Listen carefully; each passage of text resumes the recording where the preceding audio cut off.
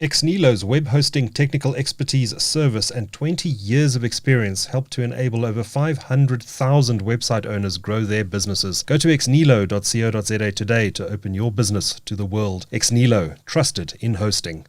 I'm Duncan McLeod, and this is the TechCentral podcast. I'm very pleased now to be joined by Stephen van Coller. Stephen is CEO of EOH Holdings, and they have just published their annual results for the year ended 31 July 2020. Those numbers were delayed a few times, I think 3 times before today's publication. Stephen, what took so long to publish the results this time around? And maybe just take us through the highlights. Yeah, so firstly, it was only twice, but twice or 3 times they were still delayed. Sure. The issue was clearly we delayed because of COVID. We also had obviously brand new auditors. If you remember, we changed our auditors. And the one most important thing for me was to spend the time with PwC, the big 5 audit company, make sure we got the balance sheet correct, because we really need to give investors, here's the floor, this is now everything included. Mm-hmm. And so we spent time with that. We had to obviously deal with the handover from the old auditors to the new auditors, and that's never an easy thing. But I just thought for investors, the shareholders have been the biggest loser in this whole debacle. Mm-hmm. And so getting them at least a firm footing going forward was really important. And so I just, with all the Zondo Commission stuff last week and all the newspaper, I didn't think it would be good to mix Zondo with the results, given what I think are pretty good results. I mean, I think just highlighting the big things. The big things is really that we have generated cash from operations. I think that's really important. If you have a look, we generated nearly or just over 700 million, 706 to be perfect. Mm-hmm. And that but resulted in an 86% cash realization. So versus the 827 normalized EBITDA, we collected 706 million, and that was above our target of 80%. But it just tells you that the business is actually starting to work. Yeah. What you invoice, you're collecting. It's not what happened in the past where invoices were made, revenue came in, but no one collected it or couldn't collect it, and that created the problems. That was the first thing.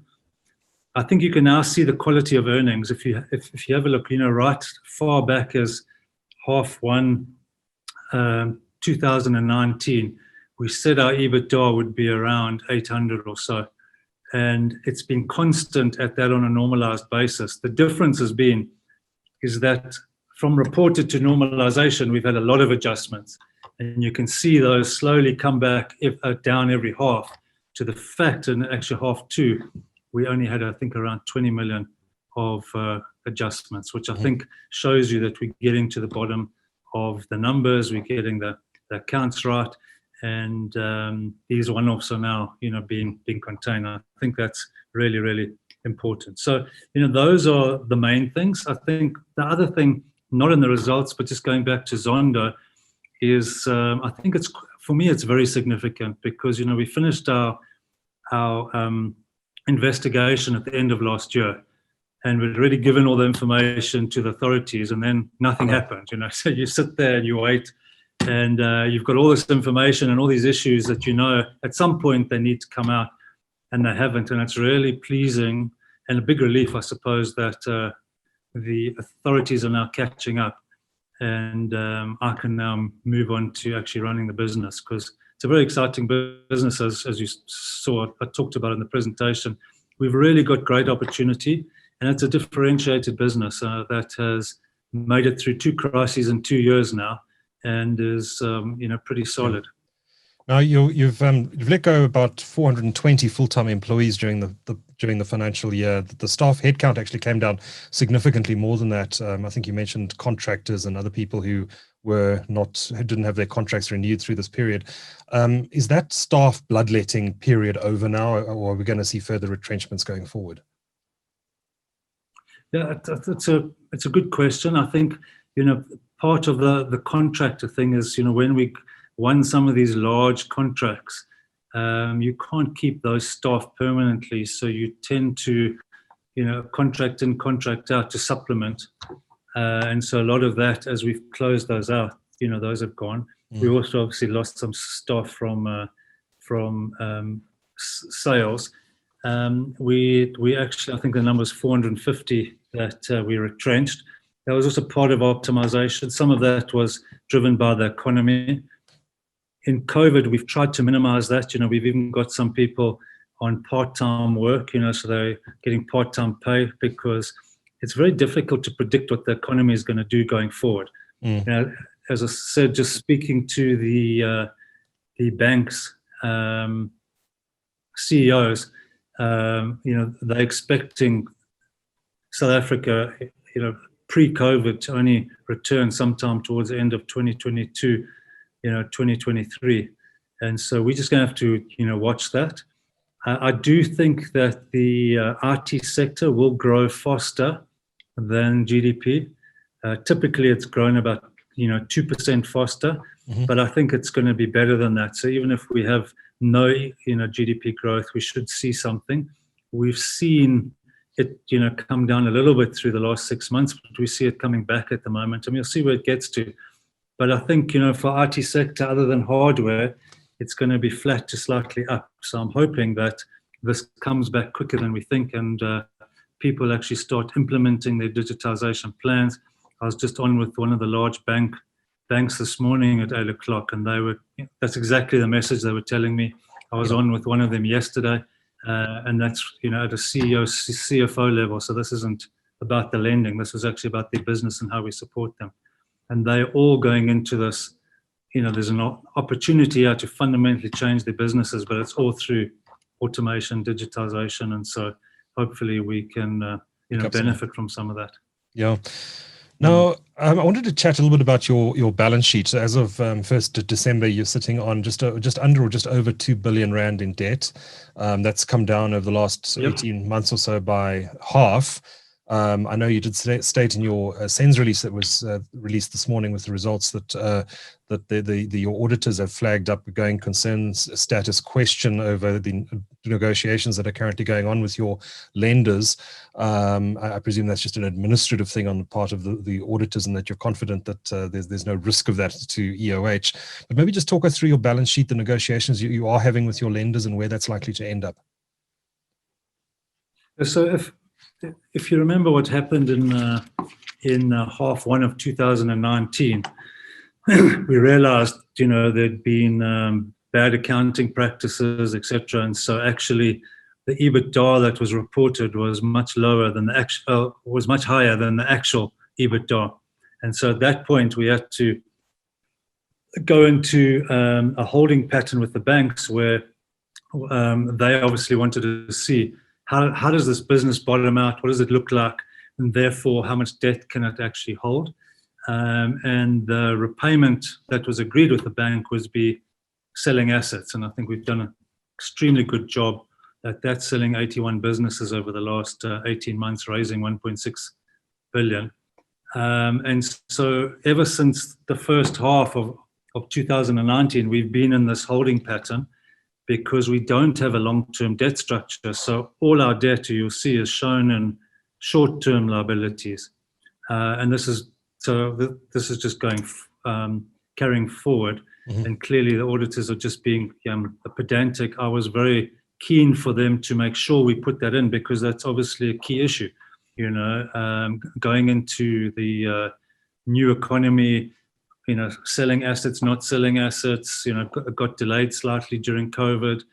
But the banks have been very supportive with us, and we've delivered, on everything we've said. I think in some cases we've surprised them.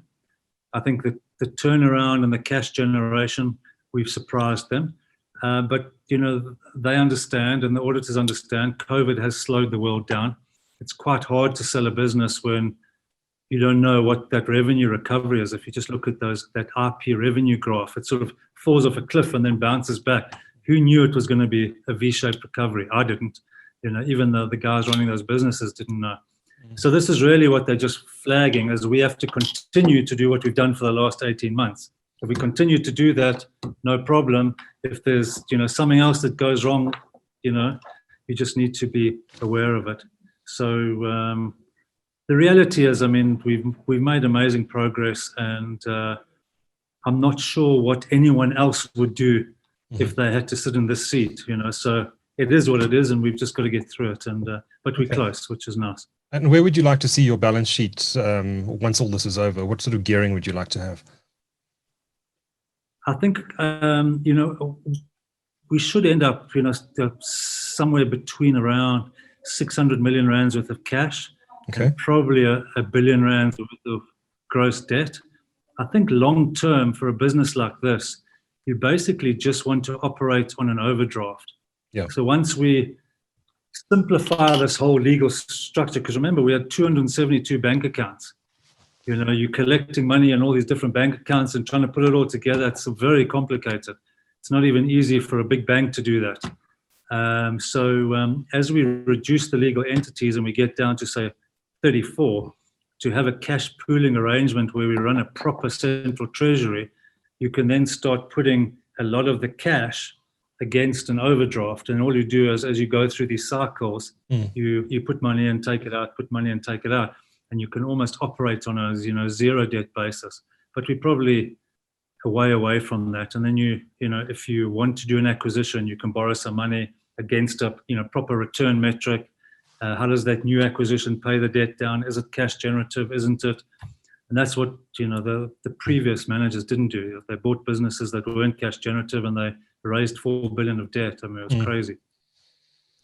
I'd like to spend the rest of the discussion, Stephen, just talking about what happened at EOH since your arrival, and the cleanup, and the investigations by ENSafrica, and everything else that has transpired since then, leading up to the Zondo commission submissions or depositions last week. I think it's been about 20 months now since I gave you a call on that fateful day and started asking you some questions about the Microsoft relationship and the Department of Defense. 2019.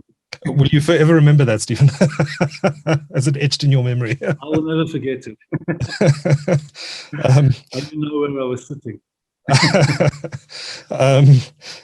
So yeah, it's been a hell of a time. I'm sure that what has been uncovered since that date has shocked you. Let me ask you that question. I mean, are you amazed at what was happening at EOH? What happened at EOH in the past? Yeah, it's quite interesting. I've grown up in big business, so I've never really been in a smaller business environment. I started out at Ernst & Young. I then went to, Deutsche Bank. I then went to Barclays. I then went to MTN. And so you just get this view of this is what the world is like. This is what you expect. I mean, I didn't even ask the question about what does your risk department look like? What does your compliance department look like? I asked a whole lot of other questions because I just expected this is how you run a listed company. And I think that was the first thing, is arriving there and realizing that a consolidation of 272 companies is done on Excel. There's no cash flow, daily cash flow management. There's no pooling arrangements. There's no, investment committee to make sure what you're buying makes sense from a return basis, et cetera, et cetera. I mean, there's a whole lot of things I can go through. But the thing that really bothered me was we had one compliance lady for 272 companies. I mean, it's just astonishing. Very small legal department, no risk department, no internal audit. And this is really what allowed, people to be dishonest, because there was just no controls. There was no delegation of authority from the board. Mm-hmm. So was that lack of control deliberate, though? The courts will decide that. It looks very orchestrated from where I sit, but I don't know that for a fact. They'll have to make a decision whether it was gross negligence or intentional. Okay. And that's obviously the difference between fraud and just uselessness. Right. And so, that will be determined. But the reality is there wasn't a framework to manage the business. And this is why it's been such a difficult process. The thing that really disappointed me more than anything is, I understand some businesses aren't run as well. You've seen it in, some of these big tech stocks where the founder starts a business, it becomes a unicorn, and all of a sudden he's not the right person to be the CEO. Mm-hmm. So you sort of expect that in a business like this that balloons so quickly. And you can sort of get over that. And that's what I was expecting to come and do. It was just a lot worse than I thought it was. But if it was just that, it was dealable, Right. The disappointing fact is that a few individuals were physically stealing money, out of the company. And if they'd done one great fat contracts and maybe made some money, you could sort of understand the rationale. But in most of these contracts where we see this bribery, corruption, whatever you want to call it, we've actually lost money. I mean, to give you an example, one of the contracts, they signed a financial guarantee for 100% of the contract, which was over 400 million rand, for 7 years after completion. So this isn't a corporate guarantee. This is a financial guarantee. I've got to go and make sure within the bank that as much as the whole contract revenue is going to be, I have to guarantee that for 7 years after I've finished. And just think of that guarantee costs, what are interest costs? For 7 years, you almost have to charge double for the contract to make that a viable proposition in the first place. And so these are the things I've had to go and renegotiate, go and tell people that, this is ridiculous. This is not possible. This is, from a fiduciary perspective, I would be, failing if I didn't go and solve it. And so these are the things you find, is that even in some cases, if you ever look at my testimony, I talk about invoices coming in before we've even signed a contract, or in some cases, before we've even started work, and in some cases, before we've even issued our first invoice and be paid. The money is gone. And I suppose this is my gripe I talked about, is that, all the money is gone, and now the current employees, current management have to work twice as hard to pay back the monies that went out, plus make the business profitable. It's been a tough ask. Yeah. Are we going to see arrests at some point? I know that you've referred names to the investigating authorities, that you've provided them with a lot of documentation. The SIU has been looking at a lot of the stuff that happened here. Are you confident that we're going to see some arrests at some point? Yeah, I mean, confident. I don't know. I've got no idea. All I can tell you is that I was pretty impressed with the level of work that the SIU had done when they finally came to speak to us. Oh, yes. And interestingly, the information they got came via the SEC because of the whistleblower. The SEC then got involved. They heard that there was new management at EOH, so before they did an investigation, they actually came and spoke to us. It did take them till August of 2019 to come and speak to us. We then gave them all the information. They looked at it with their information, and they actually referred it to the SIU, who then came to us, interestingly, even though we'd done some reports. But what was interesting is that the depth of work that they actually did was quite impressive. And I was quite impressed with the depth of work that Zondo Commission had actually done, because by the time they came to us, they actually knew a lot of information. And, they then ask you, do you know about this? Do you know about that?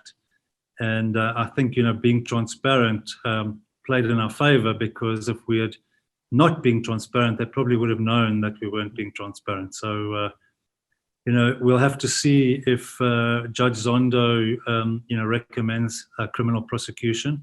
We've certainly given the authorities all the information. We've obviously started our civil proceedings. But the reality is that we can't follow the money the whole way. And so civil normally follows the criminal proceedings. And as that information comes out, we beef up our case. And so these things will follow. But certainly we will, if we will make an attempt at these civil proceedings if we think we can get money back. Was it a conscious decision by yourself and by EOH to be so transparent in this whole process? I mean, I suppose you had an option. You could have tried to frustrate things. You could have provided only the minimum amount of information required, and tried to put a PR spin around the whole thing. But you haven't. You've come out. You've said, that you've revealed the depth of the corruption that took place at EOH, and you've been pretty transparent about it. I take it that was a conscious decision, and if it was, why did you take that conscious decision? That's a very interesting question. That is, there's a few things that happened. What's interesting is, to be quite frank, is the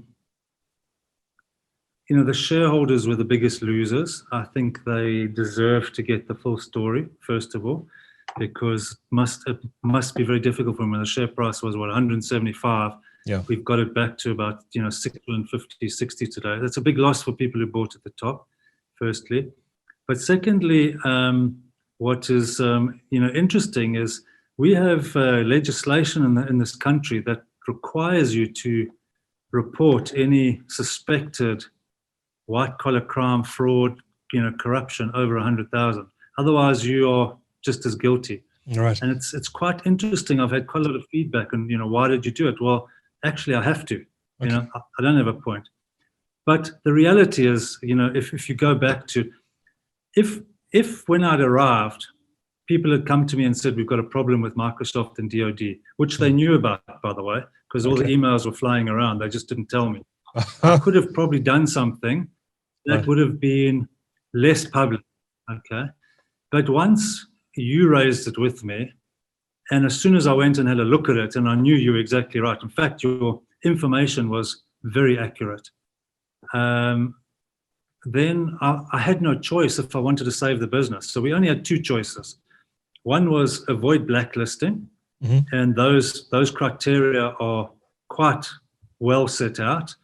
Do you know what went wrong? What are you doing about it? Have you made changes to prevent it happening in the future? And have you dealt with the people who did it? Those are the four questions you have to answer. If you say no to any of those, you're blacklisted. So we had a choice: save the business or go into business rescue. And in hindsight, I'm not sure which was the best, but we had to be utterly and totally transparent with our customers. Otherwise, there would have been this noise forever. And all they do in a services business, they stop using you. And the business would have died anyway. So frankly, other than legally, this should be what everyone does, we had to do it. Yeah, interesting. And it was a board decision. It wasn't just Stephen Van Coller being the white knight. This was a big debate at the board. Okay. And that was what we came out with. And so I've been executing that because the board told me to do it. Okay. Now, you're paying back some of the money, I believe, to government. Department of Defense, you're paying back 42 million rand. You're paying back on some of the other contracts as well. Yeah, so there's 3 contracts where we have over-invoiced, and on 2 things. One was, I talk about it in the Microsoft case, and one of them we sold them 20,000 licenses but only gave them 10.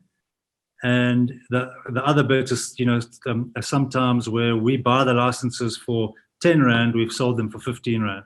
Okay. And actually, you're not meant to do that. That's normally with the OEMs. You've got a, price that you have to pass on, and your margin, it's almost like a petrol station. Your margin is, in that price that they said to you. You're not allowed to charge more than that. And we did both of those on those 3 contracts.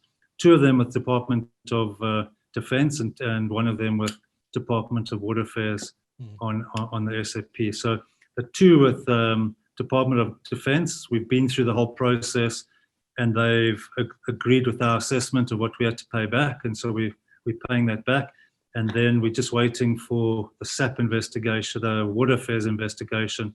I understand that it's more complex because there's other things at play as well, not just EOH.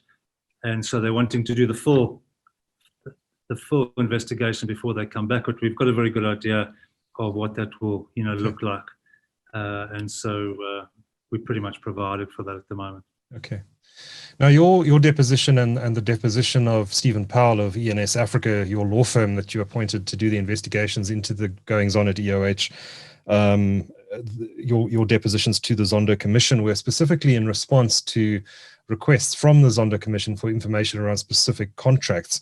And the detail that you provided there was obviously quite explosive. It was front page news for a couple of days last week. The fact that the Zondo Commission was asking for specific information about specific contracts, does that mean there's a lot more that still needs to come out from ENSafrica? There's a lot more in terms of findings that could have been presented at Zondo Commission, and if so, are we going to see the details of those investigations at some point?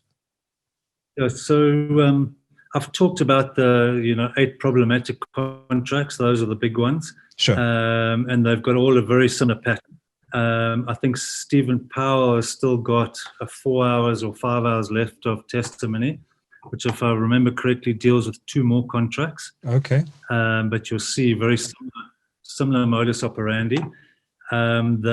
The DoD, Microsoft contracts and the Waterfares contracts, I think Zondo are leaving for the SIU because they've done all those investigations and they're busy with them and they'll do their prosecutions. So whether they ask us for some more, I mean, this is really what I was saying earlier. They came for specific contracts because they'd done a lot of work on those entities that they wanted us to report back on. So it wasn't an investigation in EOH. It was an investigation into specific people and their bank accounts. And then seeing that TSS, one of the companies we bought, had made payments, they then came and asked us for the information. So they've got these threads that they're going after. And, we were one of the people that paid into those through one of our companies, and that's why they wanted the information. So they've got these investigations of people that they're going after, which is quite interesting. Interesting. All right, we're almost out of time, Stephen, but I just wanted to maybe ask a personal question. You've taken this job at EOH. I don't think you had any idea what was coming your way. It must have taken something of a personal toll over the last little while, just having to deal with all of this stuff that happened at EOH, and I'm sure it shocked you personally. What's your view on your career now? You're coming towards the end of this investigation and this whole process. Are you going to be part of EOH for the longer term? Do you see yourself being part of leading the recovery phase of EOH? What's your thinking? I know you're not on a long-term contract there. I believe you can go at any time you want. But do you see yourself sticking around through the growth phase now? Yeah, Duncan, when I came, I was very interested in the business. I was very interested in what it could do to create jobs in South Africa. If you remember, I took quite a big salary cut from MTN to come here. The idea was, you'd make some money on the share price. Useless at the moment. But it's one of the things that saved me, that it enabled me to take pretty tough decisions. But I'd always said it's a 5-year journey. I'm 2 years into it. It's been tough, absolutely. Has it taken a toll? Yes, it's taken a toll on my family for sure. But it's like whenever you climb a big mountain, it's strenuous. It's difficult. You sweat a lot. You wonder if you're ever going to get to the top. But when you get down and you sort of look back, you go, "Oh, that was a nice climb," and you forget about how difficult it was. So I am really looking forward to the next couple of years. Okay.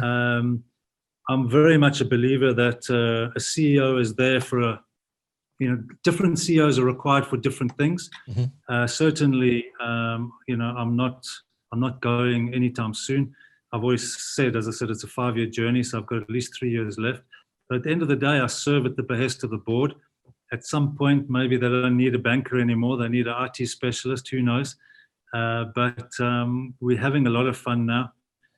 It's cleaned up. It's much easier to manage.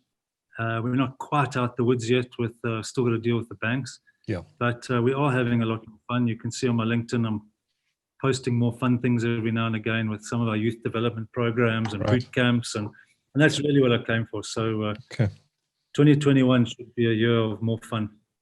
And hopefully get to ride the share price higher at some point, Stephen, as well. Stephen, fun. Sorry, Stephen?